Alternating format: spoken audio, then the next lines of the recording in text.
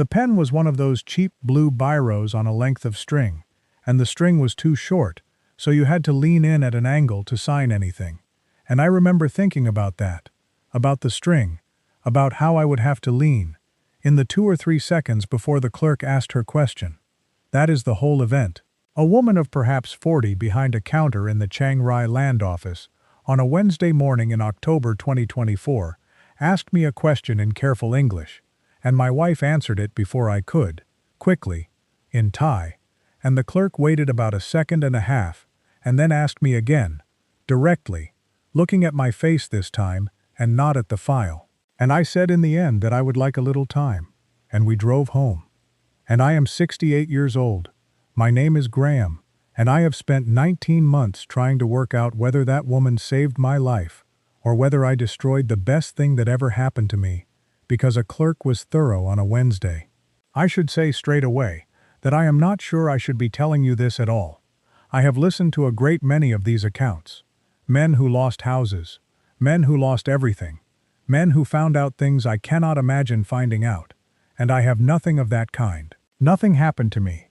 I have my flat, I have my pension, I am not ruined, I was not robbed, I did not even come close to being robbed in any way that anybody could prove, including me, especially me. What I have is a Wednesday morning and a question I cannot answer, and my sister Allison, when I tried to explain it to her on the phone last year, said, kindly, "But Graham, nothing actually happened," and she was completely right, and it is the single most useless sentence anybody has ever said to me. So that is my warning to you at the start. If you want a story with an ending, turn this off. What I have got is the other thing, the thing nobody makes videos about, which is what it is like to walk away and never find out what you walked away from. I taught history at a comprehensive school in Newcastle for 34 years. Modern European mostly, some economic history at A-level, and I was, I think, quite good at it and certainly very steady. 34 years, 1 school, 3 headmasters, and a reputation for being the man who could take the difficult bottom set on a Friday afternoon and get them through. I never married. That is not a tragedy, and I am not going to present it as one. There was somebody in my 20s and it ended, and then there was a long period of not really trying, and then there was my mother, who lived with me from 1997 until she died in 2011, and by the time that was over I was 53, and the whole business of romance had come to seem like something other people did, like skiing. I retired at 60 in 2017, with a teacher's pension of about £1,800 a month, index-linked, which is not a fortune, and which is, I want to point out, the single most valuable thing in this entire story, and the reason I am comfortable today. I sold my mother's house in Gosforth, and I had, all in, around £150,000. And I came to Chiang Rai in 2018 for 6 weeks, because a man in my walking group had raved about the north, and I extended it to 3 months, and then I flew home, sold most of what I owned, and came back. Let me give you the first year properly, because it explains everything about the man who was standing at that counter. In Newcastle, I had lived in the same house for 20 years, eaten the same 4 dinners in rotation, watched the news at 6, and walked the Jesmond Dean path every Sunday morning at 7:45. This is not a complaint. I was content, in the specific way that men who have never experienced the alternative are content. Nothing hurt, nothing surprised, and the weeks passed in a sequence so regular that I frequently lost track of the month. In Chiang Rai I discovered, at 60, 2 things I had not previously known about myself. The first was that I could be interested. I do not mean entertained. I had been entertained in Newcastle. I mean that I sat at a coffee table on a street off the clock tower and watched a woman making roti from a ball of dough, and was unable to look away, genuinely fascinated, at the age when most men in my profession have stopped being fascinated by anything that cannot be graded. The second thing I discovered was silence. Not British silence, which is an agreement between 2 embarrassed people to say nothing. Thai silence. The kind where a market woman hands you a bag of mangosteen and smiles and does not require anything further, and you walk away with the fruit and a feeling in your chest that takes you 3 weeks to identify as the absence of performance. After 34 years of performing 8 hours a day in front of 30 adolescents, I had not known what the absence of performance felt like, and when I found it, I understood immediately that I was not going home. I bought a condominium in 2018. 2 bedrooms, 3rd floor, a building off the road toward Mae Fa Luang University. 3,200,000 baht, about £72,000 at the time. In my own name, in the foreign quota, freehold. I want to spend a moment on this because it is genuinely the most useful information I have to give anybody. A foreigner cannot own land in Thailand. Everybody knows this. It is the first thing you learn. But a foreigner absolutely can own a condominium unit outright, in his own name, on a proper title, provided the building has quota available and the money comes in from abroad in the correct form. It is the one door in the wall. I did it properly, with a lawyer, and the whole thing took 5 weeks, and I remember the feeling of the deed arriving as a kind of quiet triumph. A Geordie history teacher, with a legal freehold in northern Thailand. For 6 years, that flat was the safest asset I have ever owned. Please hold on to that, because everything that follows in this story is about a plan, put to me kindly and reasonably by people I loved, to convert the one thing I owned, safely, into a thing I would not own at all. Pensri worked in the office at a school where I volunteered. I want to be careful here because I have heard how these things sound. From about 2019, I was going in 2 mornings a week to do conversational English with the older students. Unpaid, arranged through a Thai teacher I had met at a coffee place, Kun Pai Roj, who is still a friend and who is one of the 2 or 3 best men I have known. Pensri was 44 then. She ran the school office, she was divorced with a son at university in Chiang Rai, and for about a year she was simply the woman who sorted out the photocopier and laughed at my pronunciation. There was no bar involved, no beach, no soy, none of the architecture people imagine. It was a school corridor, and it took 11 months, and I was 62 years old, and had never in my life had a woman look at me the way she looked at me across a photocopier. And if you find that pathetic, then I would gently suggest that you have been luckier than me. We married in 2021, at the Ampher, with about 20 people, and Kun Pai Roj was my witness, and I telephoned Allison in Newcastle that night and she cried. And I have to tell you that at 64, I felt that my life had, extremely late, finally started. The 3 years were good. That is the part I need you to believe. Because if you do not believe it, then the rest of this makes no sense at all. She moved into the condominium, and she made it a home in a way I could not have. I had lived in it for 3 years like a man in a long-stay hotel, and we had a routine that I still keep most of, badly. Market on Saturday, the temple at Doi Tung when her mother visited, Sunday afternoons when she would do the accounts for her cousin's shop at the kitchen table while I read, and neither of us would say anything for 2 hours. And it was the most companionable silence of my life. She learned to make a proper cup of tea and pretended to enjoy it. She had opinions about Thai politics that I did not always follow, and that she delivered with tremendous force. Her son came at holidays and was polite, and then, gradually, more than polite. When I had a kidney stone in 2022, she drove me to the hospital at 2 in the morning and stayed, and afterward she was cross with me for a week, in the way people are cross when they have been frightened. Nobody in this story ever asked me for money. I paid for things because I had more, and it was never discussed, and the sums were small. That is the ground on which everything else stands, and I would ask anybody preparing to leave a comment about how obvious it all was to build a marriage on that ground first. I want to add the specific things because general claims of happiness are worthless in this genre, and because I know how men listen to these stories. She ironed my shirts on Tuesday evenings while watching Thai soap operas, and she ironed them the way she did everything, as if being observed by a panel. On our 2nd anniversary, she took me to a village in Phayao where her grandmother had lived, and we sat on a wooden platform above a rice field at sunset, and she told me, in her careful English, that she had not expected to be married again, and that it was different from what she remembered, and that she wanted me to know she was glad about it. I want to describe precisely what that sentence felt like to a man who had never been told he was wanted by anybody except his mother. It felt like arriving at a destination you had not known you were traveling to. She was not a warm woman in the easy sense. She did not touch casually, did not use endearments, did not perform affection for visitors. What she did was attend. She noticed when I had not eaten. She noticed when the school had tired me. She noticed, once, that I was standing on the balcony at midnight looking at the mountains, and she came out and stood beside me and did not say anything for 10 minutes, and that was the single most romantic moment of my life, and I am 68 years old, and it happened in silence on a balcony in Chiang Rai, and I would not trade it for any scene in any film. That is what I put at risk on the 16th of October, and I cannot tell you whether I was protecting it or destroying it, and neither can you.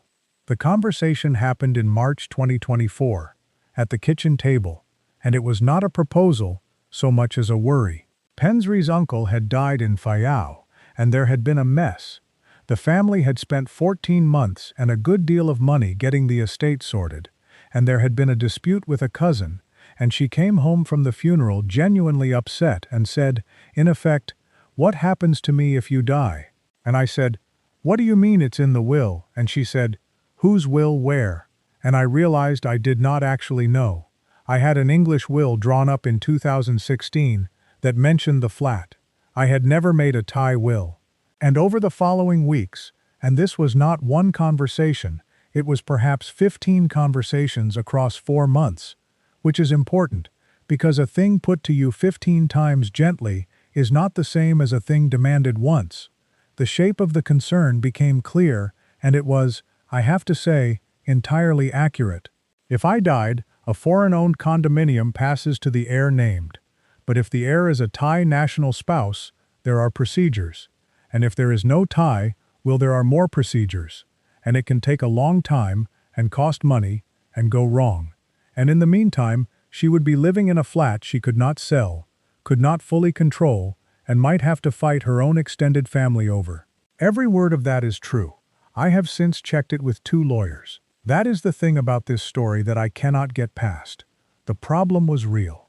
The solution proposed was this: transfer the condominium into her name now, as a gift, while I was alive and well, and it could be done in one morning for a few thousand baht in fees. And, this was always part of it, always, from the first conversation, simultaneously register a usufruct in my favor, which is a right to occupy and use the property for the rest of my life, which is registered on the title, which survives a sale, and which would mean that legally she owned it, and practically I could never be removed from it. Her brother Anorak, who works in local government in Phan and who is a serious, dull, decent man, explained the usufruct to me himself with a diagram on the back of an envelope. He was not selling me anything. He thought it was obvious. And I sat with that plan for 4 months. And I researched it. I am a history teacher. I research things. It is the only genuine skill I have. And everything I found said that yes, this is a normal arrangement. Thousands of foreign husbands do exactly this. And the usufruct is what makes it safe. The plan was correct. I want to say this as plainly as I can, because it is the trap that the men in my situation actually fall into. I was not being offered a bad plan. I was being offered a good plan, which is only a good plan if one specific thing happens on the same morning. So the countdown, which is what I have come to call it in my own head, ran from about June 2024. In June we agreed to do it. In July I told Allison, on the phone, and she asked a number of sharp questions, and I answered all of them well, because I had the answers, because it was a good plan. In August, I paid 2,000 baht to a small local law office to prepare the transfer documents and the usufruct, and I want you to note that I paid for the usufruct. It existed. It was drafted. In early September we set the date, and the date was moved twice. Once because of a school thing, once because Anorak could not come, and the second postponement is one of the several small facts I have turned over a great many times since, and which means either nothing at all or a great deal. On the 11th of October, we went to the land office, and were told the queue was too long and to come back. And on the 16th of October 2024, we went back at 7:40 in the morning, with a folder, and took a number, and waited 2 hours and 10 minutes on plastic chairs, while I did the crossword on my phone, and Pensri talked to her brother, and by 10 past 10, I was standing at a counter, and I was, as far as I can reconstruct it, about 90 seconds away from signing. I should describe that morning in full, because I have since learned that the small details are where certainty hides or doesn't. Pensri ironed a blouse the night before, the blue one, which she wore to anything official, and she set the alarm for 6:30, which is earlier than we needed, and she was nervous in the way that people are nervous about bureaucracy, and not in any other way that I could detect. In the car, she talked about the school's sports day. At the office, she filled out 2 forms in the queue, correctly and without hesitation, because she is a woman who has run an office and who does not fumble paperwork. I drank a coffee from the 7-Eleven next door and tried to do the crossword on my phone and could not concentrate, which I attributed to the queue and not to anything else, because that is what a man who has decided to do a thing tells himself about the last hour before he does it. At about 9:40, a woman came out of a side office and called a number in Thai, and Pensri stood up and then sat down, and said it was not ours, and that is another of the details I have polished to a shine, without being able to say whether the shine means anything. At 10 past 10, our number was called, and we stood at counter 3, and the folder was opened, and the process began, and everything was ordinary, and nothing was wrong, and then the clerk turned a page and asked her question. Before I tell you what happened, I have to be honest about the doubts, because I did have them, and I suppressed them, and I want to describe how the suppression worked, since I think it is the most useful thing in this hour. Doubt 1. In September, when the paperwork came back from the law office, the Usufruct document was there, but Pensri mentioned, in passing, in the car, that we might do that part after, because there was a separate fee, and the office would be quicker. I said no, we'll do both, and she said fine, immediately, without any argument at all, and the matter was closed. Doubt 2. Anorak, who had drawn me the diagram, was not coming that morning after all. Doubt 3, and this is the one that I am ashamed of, is not a fact at all. In the last fortnight before the 16th, her mother telephoned rather more than usual. That is it. That is the whole body of evidence, and I want you to notice something about it, which is that every single item is innocent. A fee is a fee. A brother has a job. A mother telephones her daughter. If I had come to you in the first week of October and laid out those 3 things, you would have told me I was being a fool and slightly a snob about it, and you would have been right, and that is exactly what I told myself, at length, and I was so persuasive that by the 16th, I had genuinely stopped thinking about it. The counter was number 3. The clerk was a woman of about 40 in the uniform they wear, and she was neither warm nor cold. She was simply doing a job she has done 10,000 times, and she went through the file page by page with a ruler, physically, which I remember because I had never seen anybody use a ruler to read. She asked us to confirm our names. She asked me, in slow and completely competent English, whether I understood that after this transfer, the unit would be the property of Mrs. Pensri, and that I would have no ownership right in it. I said yes. She turned a page. And then she said, and I have reconstructed this sentence so many times that I no longer entirely trust my memory of the words, so I will give you the sense of it, she said. And today, do you also register the Usufruct for you, or not today? And Pensri answered, fast. In Thai, 3 or 4 words, to the clerk, and I did not catch them and I have never asked her to repeat them, and I am now going to describe the only genuinely strange thing that happened in that room, which took approximately a second and a half. The clerk did not write anything down. She did not move the file. She looked at Pensri for a moment, and then she turned her head and looked at me, directly at me, at my face, not at my hands or the file, and she asked me, the same question, in English, to me. Sir, the Usufruct, today or not today? I have gone over that second and a half more than any other second of my life, and here is everything I know about it, which is almost nothing. She may have been being scrupulous, because she is required to establish that the foreign party understands, and a good clerk asks the foreigner directly. She may have been repeating herself because I looked confused, which I probably did. Or she may have seen, that morning or in some previous decade of mornings, something in the speed of an answer given on behalf of a man who did not understand the question. I do not know. I will never know. I did not see her face change. There was nothing to see. She was entirely professional throughout, and I want to say clearly that she did nothing improper and gave me no signal of any kind, and if I am ever asked to swear to that, I will. All that happened is that a question I had already answered got asked again, of me, and in the gap where I was supposed to say today, I heard myself say that I would like a little time to think, and could we come back. The drive home was 14 minutes. Pensri did not say anything for about 8 of them, and then she asked, quietly, what had happened, and I said I did not know, and that was the truth. In the flat that afternoon we had the only real conversation of the whole business, and I want to report it as fairly as I can.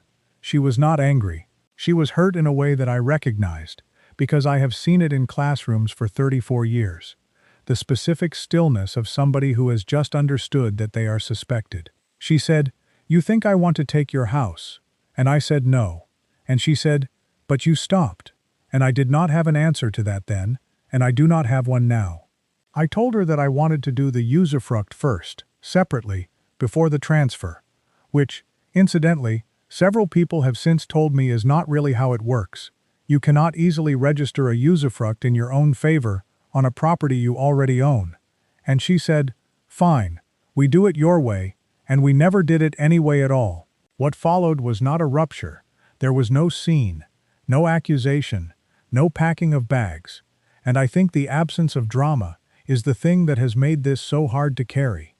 It was a cooling, over about 3 weeks, and then a settling into something polite. Her mother stopped visiting. Anurag, who used to come and sit on the balcony with a beer and say almost nothing for 2 hours, which I had grown very fond of, came once more and then did not.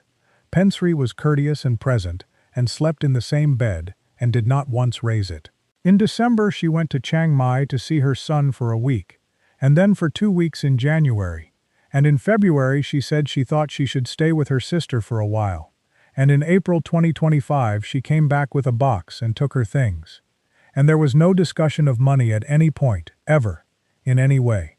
She did not ask for the flat. She did not ask for a settlement. She did not ask for anything at all, and she has never contacted me for anything since.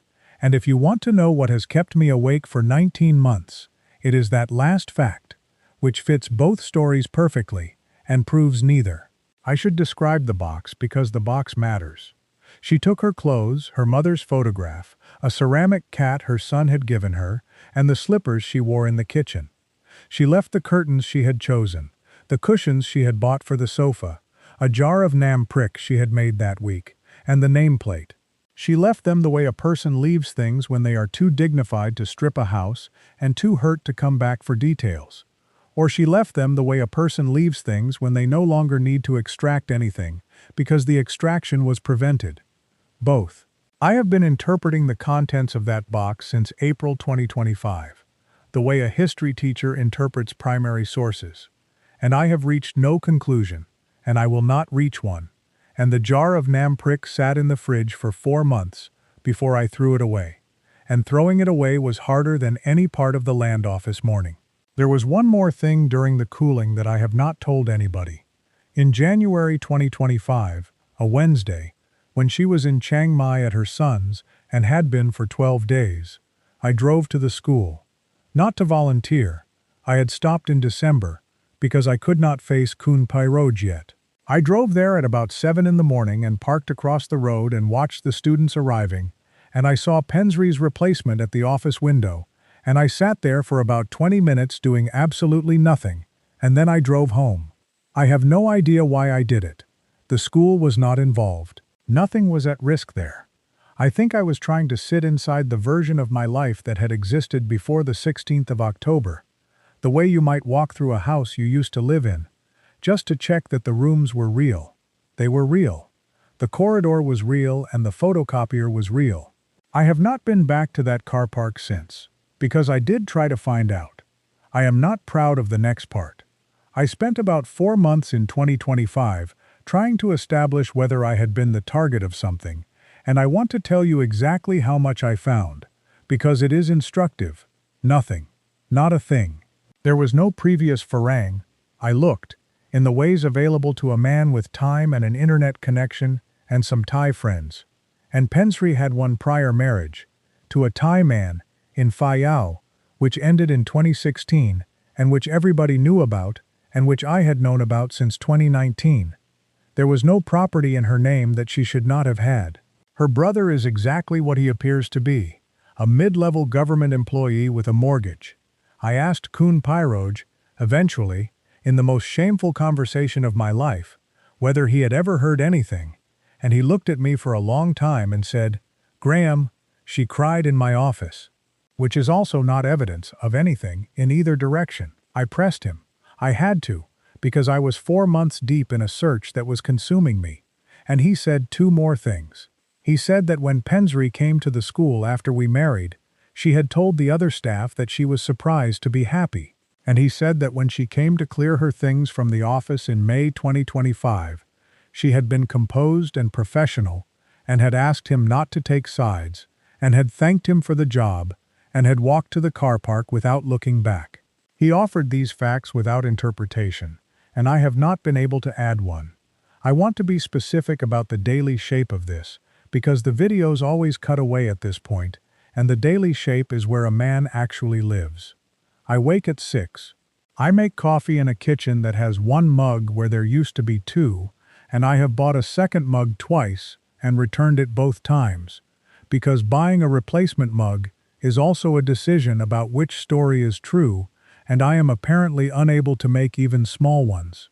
I walk the same route I walked before, past the market, past the school where I do not look at the office window, past the park where the monks collect alms at 6:30, and where I have started, quietly, giving rice, because it is the one transaction in my life that asks nothing and answers nothing and is exactly what it appears to be.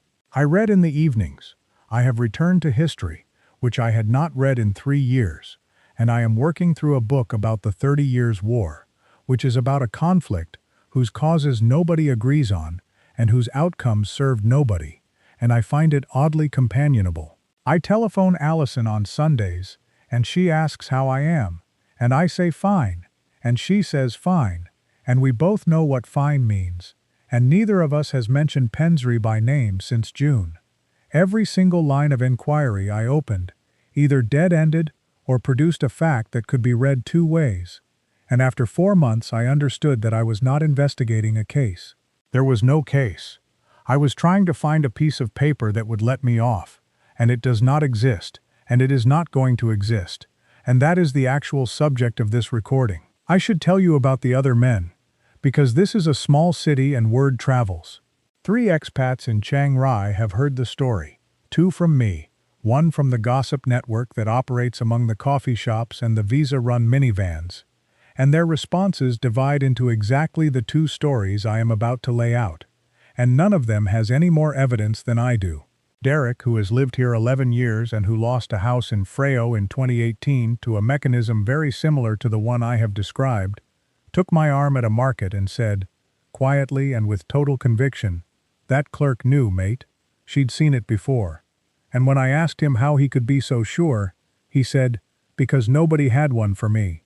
Which is not evidence of anything about my case, but which is, I think, the truest sentence anybody has spoken to me since it happened. A man who was not saved by a clerk, telling a man who may or may not have been, that the difference between them is one government employee's instinct at 10 past 10 on a Wednesday. And Jeff, who has been married to a Thai woman for 14 years, heard the abbreviated version and said, with equal conviction and equal anger, that I had humiliated a decent woman for nothing, in public, in a government office, and that what she did afterward, the quiet leaving, the taking of nothing, is exactly what a woman with pride does when she has been accused without being accused, and that the leaving is the proof, and I should be ashamed. Both of those men are intelligent, both of them are certain, and both of them are working from the same set of facts. So let me lay out the two stories, as fairly as I can, and then I will stop. The first story is that a plan existed, put together over months by a family who were fond of me, in which the one asset I legally owned would be moved into a Thai name, and the protection I had paid to have drafted would be quietly deferred to another day that would have arrived slowly or not at all, and that a competent clerk who had watched this happen before broke the flow by asking the foreigner directly, and that I am living in my own home today because of a stranger doing her job properly. The second story is that a woman of 49 who had watched her family fight over her uncle's estate, wanted to protect her position, was advised correctly, brought me a good plan, wanted to save 4,000 baht in fees on a Wednesday, because that is what people do, answered a question in her own language in a government office, the way anybody answers a question in their own language in a government office, and then stood in her own kitchen and understood that after 3 years her husband thought she was a thief, and that her not asking me for a single baht since is exactly what you would expect from a woman who never wanted any of it, and that I threw away a good marriage because of a second and a half. I have held those two stories side by side for 19 months. They both fit every fact I have. I lean toward one of them on Tuesdays and the other one on Thursdays. And this is where I have to say the thing that I most want any man watching to hear, because I have noticed the way these stories get told, and I have noticed that the man who walks away is always the hero of them.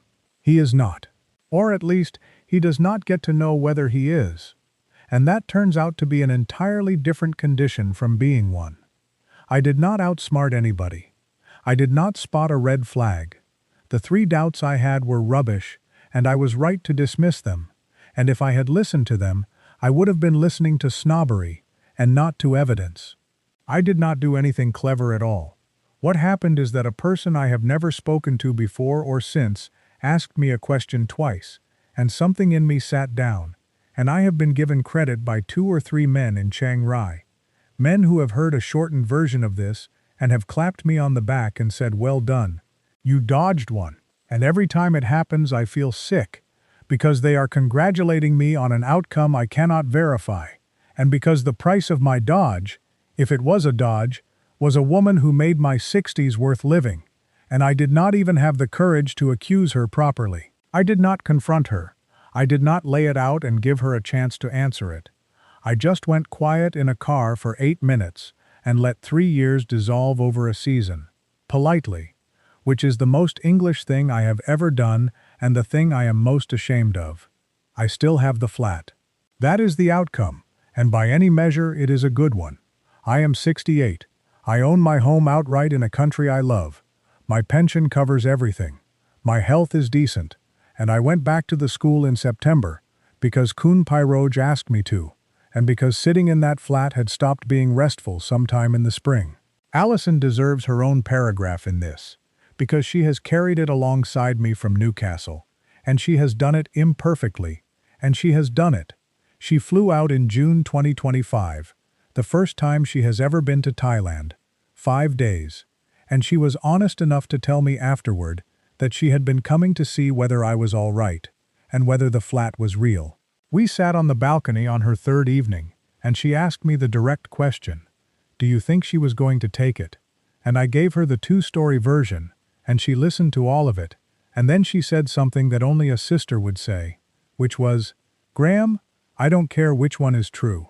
I care that you are sitting in your own flat."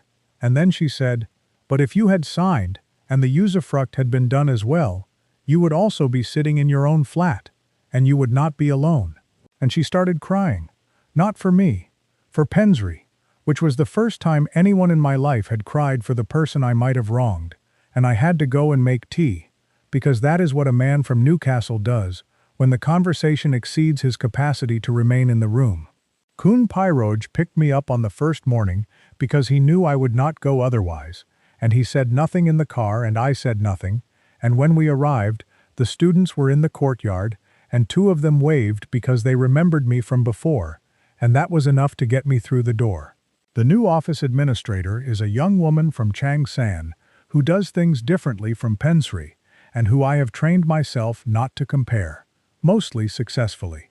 I teach Monday and Thursday mornings now, the same conversational classes, and the students are between 16 and 18, and they are studying for university entrance exams, and they ask me questions about England that I answer honestly, and questions about my life that I answer selectively.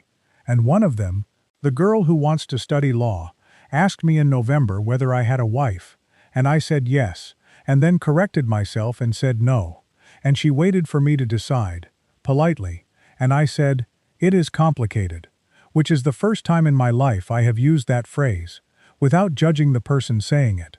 The students are good. One of them, a girl of 17 who wants to study law in Chiang Rai, asked me last month why I came to Thailand, and I gave her the short answer, and she said, "And are you happy here?" And I said yes, which is roughly 70% true and is the highest score I have ever given that question at any point in my life, including in Newcastle. And I noticed that she wrote it down in her notebook, under a heading that I assume was an English exercise. And I thought, there is a page in a schoolgirl's notebook in Chiang Rai that says, "Mr. Graham is happy," and it is 70% true, and that is a better grade than I give most primary sources. And the nameplate is still by the door. It is a small brass thing that Pensri had made in the market in 2021, with both our names on it, hers in Thai above mine in English, and it has been screwed to the wall beside the door for 5 years. I have a screwdriver. It would take 90 seconds. The same 90 seconds, near enough, that I was away from signing that morning, which is the kind of symmetry I would have marked a pupil down for. I have not done it. And when people ask me why, which they do, because it is the first thing anybody notices, I say I haven't got round to it, and that is a lie. And the truth is that taking it down would be a decision about which of the two stories is the true one, and I am not going to make that decision on the basis of no evidence, because I am a history teacher, and that is the one thing I know how to do properly, and it is the reason I am still standing here with a home and no idea whatsoever what happened to me. There is one more thing, and then I will stop. Last month Kun Pairoj mentioned, in passing, over coffee, that Pensri's son had graduated, and that she had gone back to Phayao to be near her mother. He did not say more. He did not need to. She is 49 years old. She is living in Phayao, she has no flat in Chiang Rai, and she is not married. That fact is new, and it sits beside all the other facts, and it changes nothing, and it changes everything. A woman who had been planning to take a flat from a foreigner would, by now, have found another foreigner and another flat. A woman who had not been planning to take anything is living with her mother in Phayao. Or a woman is simply living her life in a way that has nothing to do with me at all, and I am still, 19 months later, arranging every fact I encounter into 2 columns and expecting one of them to add up. They will not add up. The evidence does not resolve. I am a history teacher, and some sources are permanently ambiguous, and the discipline is to say so and stop, and I am going to stop.